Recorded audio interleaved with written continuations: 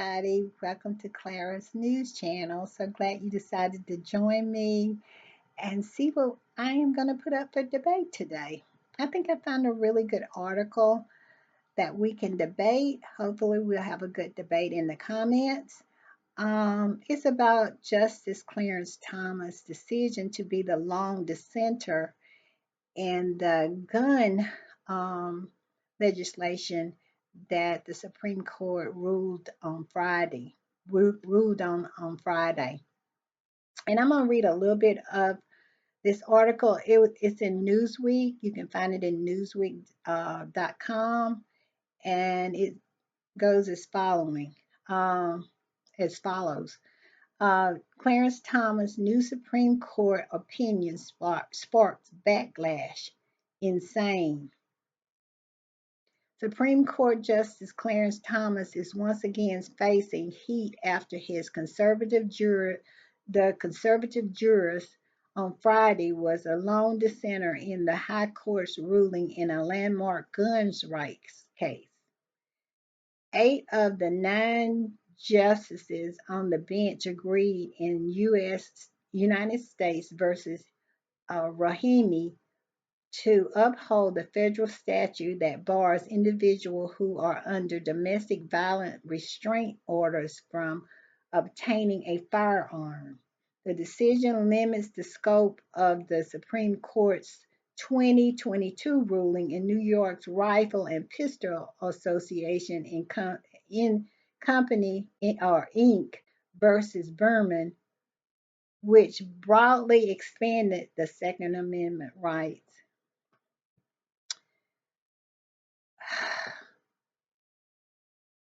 This is what I think. I think that the justices want to have their cake and eat it too. That Berman piece of legislation that they expanded the Second Amendment rights to bear arms is really the right for anybody to have firearms. And Clarence Thomas is right. He's wrong, but he's right. Because the first legislation is wrong. It should always be limits on gun ownership. When the forefathers crafted the Second Amendment, they had no idea of today's gun industry, the kinds of guns that are available, the kind of social ills that plague us as a society. They had no inkling of that. And it's so crazy to me. Why are you applying Thomas Jefferson's mindset into today's reality? Thomas Jefferson, when he wrote the Constitution, well, when he was one of the writers of the Constitution, and the perception of the Second Amendment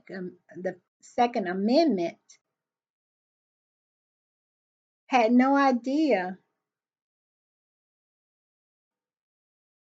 that, they didn't have an inkling of how in the future, how the future would be. That's why the Constitution has amendments. Why it is a living document that you add to. Because if we went by the original document, women wouldn't have the right to vote. Black people would still be a fourth of a human being or 2/4 of a human being or whatever craziness they were talking about back then. We would still, people of my hue would still be considered slaves. The Constitution I feel the founding fathers meant for the Constitution to grow with society. Thomas Jefferson had no concept of a Glock, of a gun that can spew bullets, hundreds of bullets in a matter of seconds. I don't think he would have, you know, I don't think the Second Amendment would have been, I think he would have they would have included a little more instructions if they had any idea of today's reality. And it's my understanding that the Second Amendment is not even about personal gun ownership anyway. It's about a, a militia. And it was put in there in order for, if you have a tyrannic government, if your government goes rogue, you're able to be armed, not for some maniac to be able to go in a school and spray the school and kill all the little kids inside because he had a right to own a gun.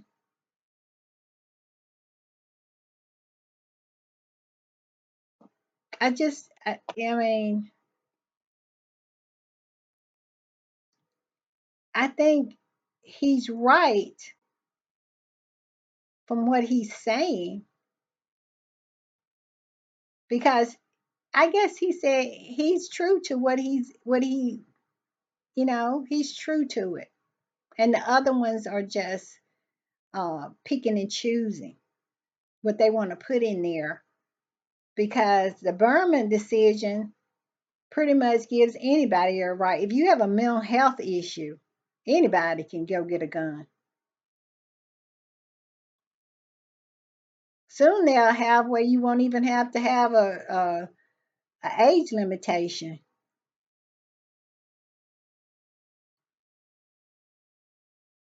And the kinds of guns that are available today are weapons of war. I don't think our forefathers, our founding fathers, had any idea or inkling. They were shooting a musket where you had to put the powder in the gun, load the gun, then aim the gun, then shoot the gun one time.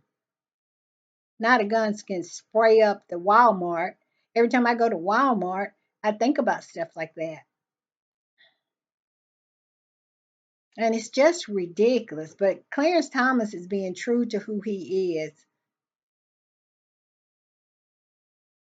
And that's a piece of shit. And the other justices who are a piece of shit too. Not the liberal ones. Not the liberal ones. The liberal ones are not. But when you can tell a minute an 18-year-old turns 18, the minute a child turns 18, he can go and buy a gun that can shoot hundreds of rounds legally. And that's okay. Because that's what Clarence Thomas is saying. He said, you just need to stay true to this because we just passed a law that opens up the Second Amendment where it is even more, it's the easiest way of anybody can get a gun. We want to make it as easy as possible. But yet, when we get this piece of this piece of uh, we get this case, we're gonna say, yeah, we want to make it free for everybody to get a gun, except people who are, have a restraining order. He's saying you you just said you wanted everybody to be able to have a gun, but now you're gonna say, well, everybody except this person. That means you limiting the case that was decided on prior to this. So he is right in his wrongness.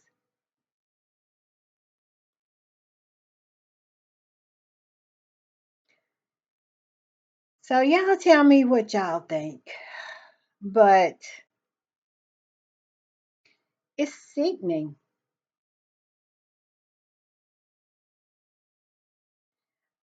I knew that nothing was going to be done about this scourge that has come on America of gun violence when Sandy Hook happened. When America can stomach little kindergarten age kids being slaughtered in their classroom, their president on national TV crying about it. When America can stomach that, they can stomach anything. Guns, it's not going to change. All you ever going to get from Republicans is thoughts and prayers.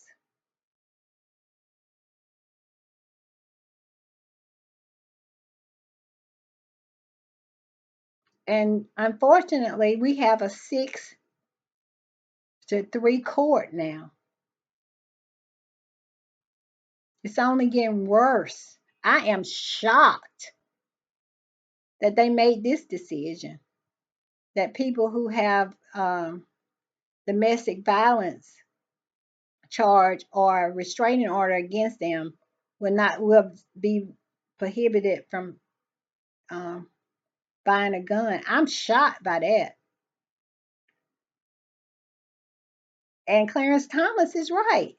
I should be shocked by it because when you see the case prior to this and the way they ruled on that one, this one is a shocker.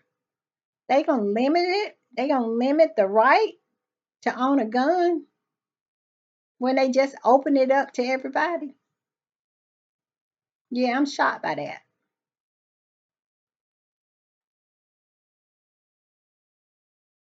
But like I said, y'all tell me what you think. But it's hard for me to have hope. It's been hard for me to have hope since Sandy Hook. The shooting down in Texas in the school, Valdez, I knew nothing was going to come of that because of Sandy Hook. I knew no laws were going to be passed. I knew nothing was going to change. I knew that the Supreme Court was going to do what they did. Just let everybody and their mama and their granddaddy and their grandmama have a gun. I knew that when Sandy Hook happened, when politicians are all right with little kids being slaughtered, little rich white kids, little rich upper class white kids being slaughtered in their kindergarten class, and they do nothing. Why would you think they're going to do something about some little Mexican kids being slaughtered? Why would you be surprised by that? They're going to give you thoughts and prayers. That's it. Thoughts and prayers. And the governor of Texas in his wheelchair rolled down there, gave his thoughts and prayers, and that was it. So Clarence Thomas, he's just being true to who he is. The rest of them are not.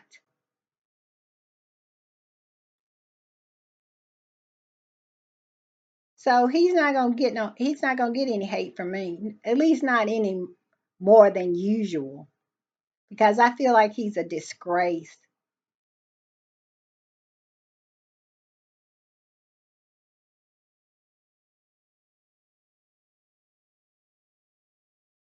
Clarence Thomas sits in the seat that was vacated by one of the greatest justices in America's history. history.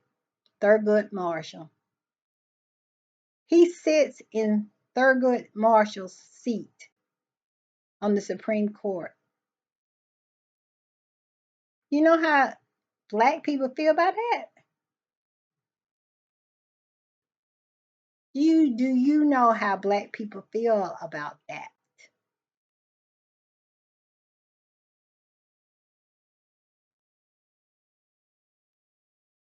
It's a disgrace. So tell me what you think about Clarence Thomas, Justice Clarence Thomas, and his dissenting opinion that was handed down yesterday. I think he was. My whole thing is, my grandmother used to tell a story of a snake. I know Donald Trump tells the story of the snake, and he act like he invented the story of the snake. But at the end of the day, if you play, I don't care how close you get to a snake, eventually he gonna fool around and bite you. Clarence Thomas is a snake. He's a snake.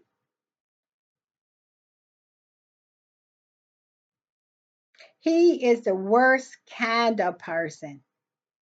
Don't get me on Clarence Thomas because I'll be on him all day. He is a product of affirmative action. And then he said, I want to say something else. I'm going to censor myself. But he sat up there and he votes against affirmative action. That's like, you know what that is like?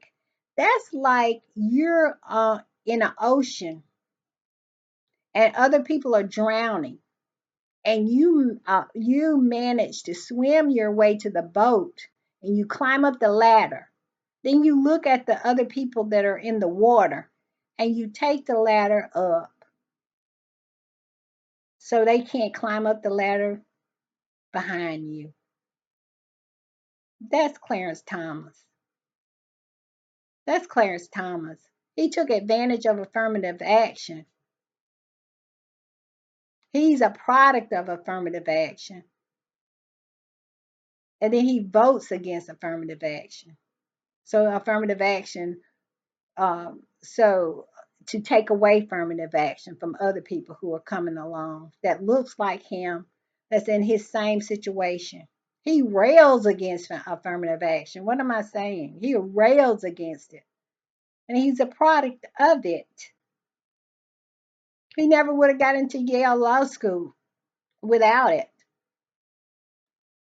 Because they didn't want black people when he was coming up. They didn't want black people in Yale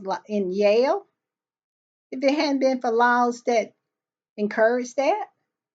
And now he sits on the highest court in the nation, and he pulls the ladder up so nobody else can climb up.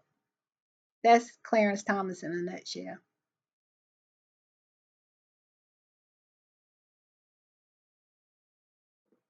All right, I'm done. Y'all discuss in the comments. See you next time.